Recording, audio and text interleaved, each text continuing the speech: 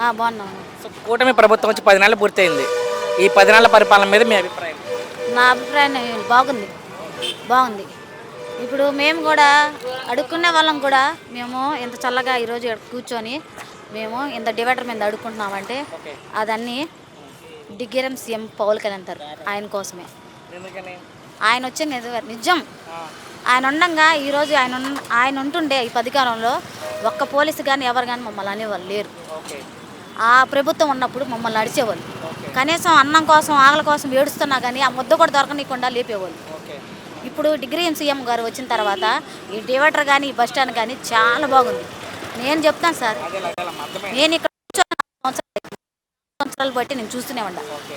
వాళ్ళప్పుడు తీరు వేరు, ఇప్పుడు వీళ్ళన్నప్పుడు తీరు వేరు. సో పవన్ కళ్యాణ్ పనిచేయడం బాగుందంటారు.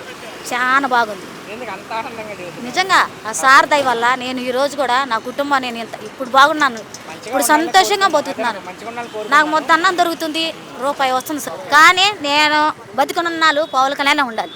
ఎందుకు అంత ఇది పవన్ కళ్యాణ్ అంటే? చాలా ఆయన ఉన్న అంత తీరుగా అయ్యా ఎస్ఐ గారిని పెట్టారు. అసలు జనాల్ని అసలు బస్ డివైడర్ మీద ఏం ఉరికిస్తున్నాడు ఆ సారు. ఒక మాటలో ఈ ప్రభుత్వం గురించి మీ అభిప్రాయం ఏంటి? అస్సలు చాలా మంచిదండి. ఇదే కరెక్ట్.